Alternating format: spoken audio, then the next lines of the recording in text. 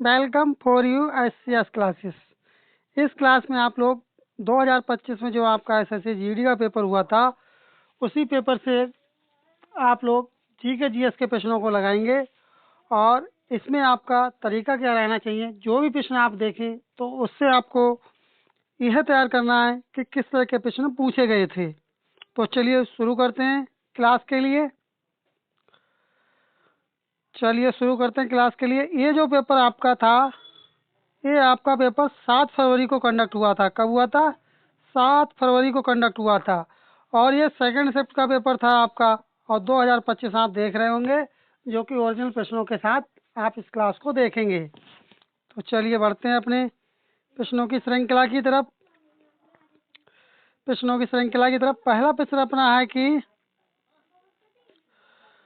पहला प्रश्न है अपना, जॉर्ज साइमन ओम 1827 में एक सूत्र प्रकाशित करने के लिए प्रसिद्ध थे। ये किसका वर्णन करता है? तो ये किसका वर्णन करता है? तो आपका जवाब होगा धारा प्रवाह विभवांतर के अनुक्रमानुपाती और प्रतिरोध जो होता है वह क्या होता है? व्युत्क्रमानुपाती होता है। क्या चीज? व्युत्क्रमानुपाती होता है। चलिए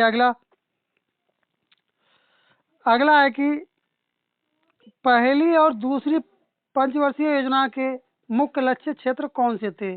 जो पहली और दूसरी जो योजना थी, उनका क्षेत्र पूछा गया है। उनका मुख्य पर्पस क्या था, मेन पर्पस क्या था? तो उसका था, पहले का भी कृषि था और दूसरे का क्या था? उद्योग था। तो इनके क्या थे? कृषि और उद्योग थे इनके।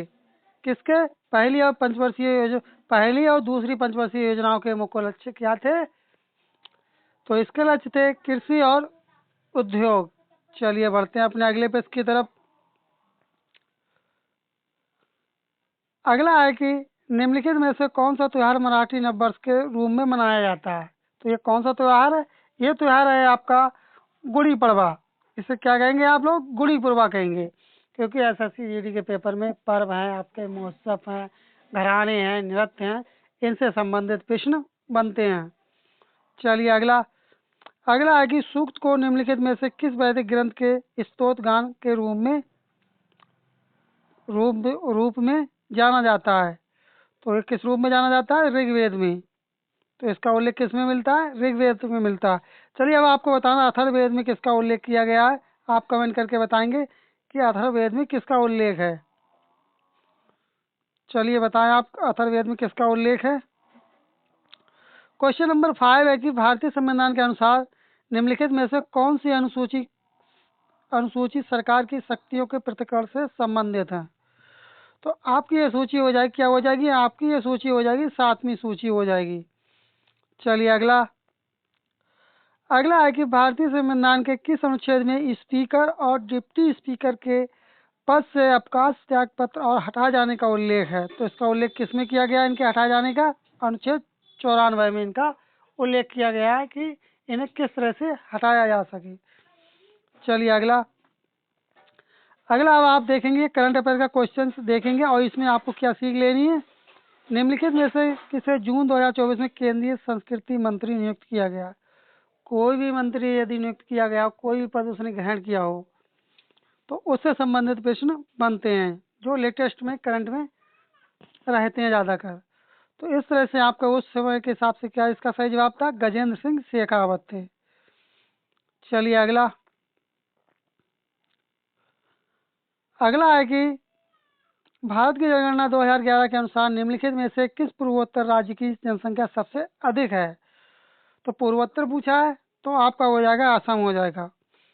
चलिए अगला, सिक्किल माला चंद्रशेखर निम्नलिखित में से किस वाद्य यंत्र से जुड़ी हैं? क्योंकि वाद्य यंत्र से भी प्रश्न बनता है। तो इसका सही जवाब हो जाएगा बांसुरी से। ये क्या है? जुड़ी हुई हैं। चलिए अगला है कि नमूना पंजीकरण प्रणाली सैंपल रजिस्ट्रेशन सिस्टम एसआरएस 2020 के अनुसार निम्नलिखित में से किस भारतीय राज्य की जनसंख्या में प्राकृतिक वृद्धि दर सबसे अधिक थी? तो ये थी बिहार राज्य में।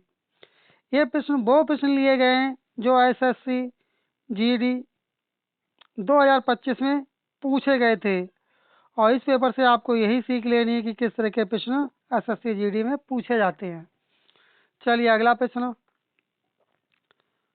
अगला है कि खाना बनाना सीखते समय राजेश ने देखा कि जब वह 1 दर्जन मूंगफली को ग्राइंडर में पीसता है तो उसमें से तेल निकलने लगता है, जबकि 1 कटोरी जीरा पीसने पर उसमें से तेल नहीं निकलता है।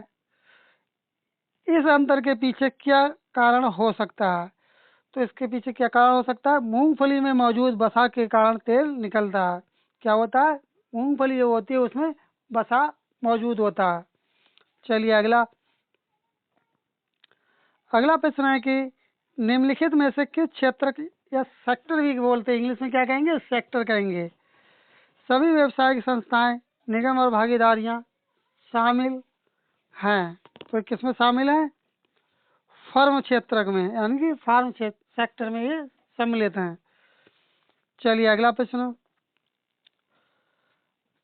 अगला है कि भारत में खेलो इंडिया शीतकालीन खेलों का 3रा संस्करण कब आयोजित किया गया था?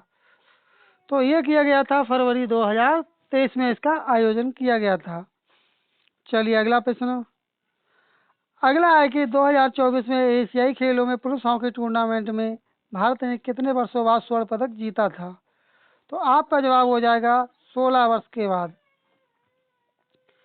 चलिए अगला। अगला प्रश्न है कि 1940 का अगस्त ऑफर किस ब्रिटिश सरकारी अधिकारी द्वारा किया गया था?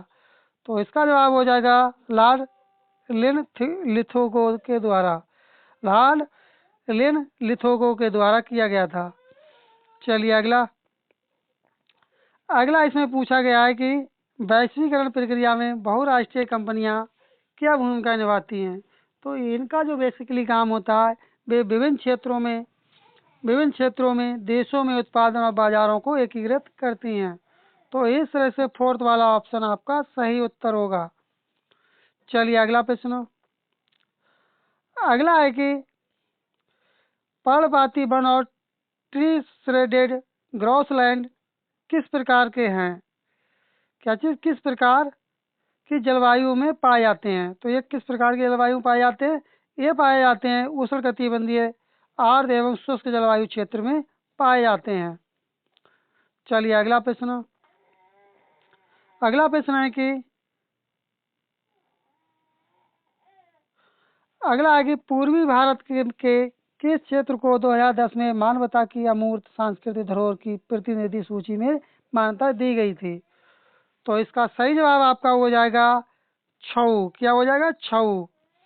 चलिए अगला प्रश्न। अगला है कि पद्म श्री से सम्मानित और मोहिनीअट्टम की कलाकार कलामंडलम क्षेमवती पवित्रन का संबंध भारत के निम्नलिखित में से किस राज्य से है? तो इनका संबंध पूछा गया किस राज्य से? तो इनका संबंध है केरल राज्य से। चलिए बढ़ते हैं अपने अगले प्रश्न की तरफ।